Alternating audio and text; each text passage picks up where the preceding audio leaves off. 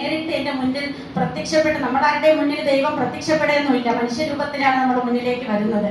വന്നിങ്ങനെ ഒരു അവസരം പറഞ്ഞപ്പോൾ ആ സാറും അദ്ദേഹം നമ്മുടെ ചങ്ക് ലീഡേഴ്സായ വിമൽ സാറ്, അതുപോലെ പോത്തങ്കോടിൻ്റെ എത്രയും എന്താ വിശേഷിപ്പിക്കാൻ അറിയില്ല, സുരേഷ് സാർ, അങ്ങനെ പിജി കാർട്ടിൻ്റെ എത്ര ഒരുപാട് ലീഡേഴ്സ് ഇങ്ങനെ ഓരോരുത്തരും വന്ന് കാര്യങ്ങൾ അവതരിപ്പിച്ചപ്പോൾ സത്യം പറഞ്ഞാൽ ഞാൻ ഒത്തിരി തിരക്കുള്ള ഒരു വ്യക്തിയാണ്. കാരണം സമയം ഒരുപാട് ഒത്തിരി രോഗികൾക്ക് വേണ്ടി ഓടുന്നത് കൊണ്ട് തന്നെ പുറത്ത് വർക്ക് ചെയ്യാനൊന്നും എനിക്ക് കൂടുതൽ സമയം കിട്ടത്തില്ല.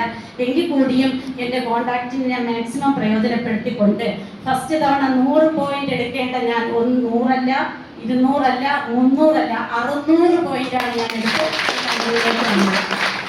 ഈ 600 പോയിന്റ് എടുക്കാൻ കാരണം എന്നെ ആശ്രയിക്കുന്ന ഒരുപാട് രോഗികൾ എന്ന പോലെ അവിടെ കൂടെ വർക്ക് ചെയ്യുന്ന സ്റ്റാഫും ഉണ്ടായിരുന്നു.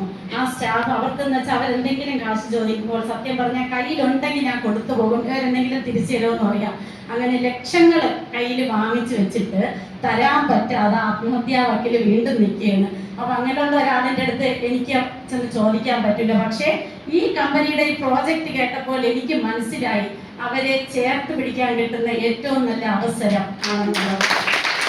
അതുകൊണ്ട് തന്നെയാണ് ഈ 3 പോയിന്റിൽ ഞാൻ അവർക്ക് വേണ്ടി എടുത്ത് സഹായിച്ചതും. അവരിന്നിപ്പം എല്ലാവരും ഇപ്പൊ പനിയുടെ സീസണാണ്, പലരും ഹോസ്പിറ്റലൈസ് ആയിട്ട് കിടക്കുകയാണ്. എന്നാലും അവരോടൊപ്പം ചേർന്ന് നിന്നുകൊണ്ട് ഈ ചാരിറ്റി പ്രവർത്തനത്തിന് വേണ്ടി കൂടുതൽ മുൻകൈ എടുത്തുകൊണ്ട് കൂടുതൽ പ്രവർത്തിക്കാൻ വേണ്ടിയും ആയിട്ട് ഇവരെയൊക്കെ ഒന്ന് രക്ഷപ്പെടുത്തി മുകളിലോട്ട് കൊണ്ടുവരാൻ വേണ്ടിയിട്ട്, അതായത് ഒരുപാട് കുടുംബങ്ങളെ നമുക്ക് രക്ഷപ്പെടുത്തി എടുക്കാൻ പറ്റുന്ന ഒരു നല്ലൊരു അവസരമാണ് നമുക്ക് വിജിക്കാർട്ട് നമുക്ക് ഇതിലേക്ക് തന്നിരിക്കുന്നത്. അതുകൊണ്ട് ഞാൻ എൻ്റെ അനുഭവം പറഞ്ഞതേ ഉള്ളൂ. പുതുതായിട്ട് വന്നിട്ടുള്ള ആൾക്കാർക്ക് ഇത് ഈസി ആയിട്ട് ചെയ്യാൻ പറ്റുന്ന ഒരു മേഖലയാണ്.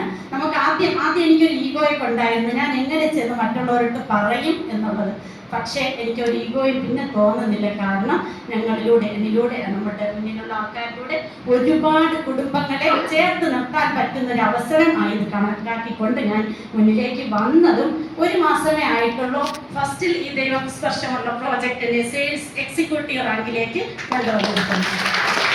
ഇൻഷാ അല്ലാഹ് ഞാൻ ഉറപ്പിച്ച് പറയുന്നു, അടുത്ത ഞാൻ ഈ സ്റ്റേജിൽ വന്ന് നിൽക്കുന്നത് അടുത്ത റാങ്കിലോട്ടായിരിക്കും.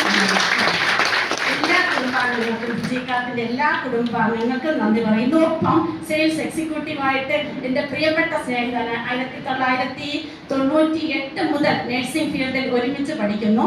ഇപ്പോൾ തിരുവനന്തപുരം ശ്രീയാവട്ടം തിരുനാൾ ഹോസ്പിറ്റലിലെ എന്നെ പോലെ സീനിയർ നഴ്സിംഗ് ഓഫീസറായിട്ട് വർക്ക് ചെയ്യുന്ന നമ്മുടെ ലീഡേഴ്സിൽ ഒരാൾ നജീബ് സാറിൻ്റെ വൈഫായിട്ടുള്ള സബിത മേഡവും ഉണ്ട്. സബിത മേഡത്തിന് ഓക്കെ ഞാൻ നിർത്തുന്നു. എല്ലാവർക്കും ആശംസകൾ അർപ്പിക്കുന്നു. പുതുതായിട്ട് വന്ന ആരും ഇതൊരു ഏറ്റവും നല്ലൊരു ഓപ്പർച്യൂണിറ്റി ആയിട്ട് എടുക്കണമെന്നാണ് എനിക്ക് ഇതിലേക്ക് പറയാനുള്ളത്. Okay, thank you.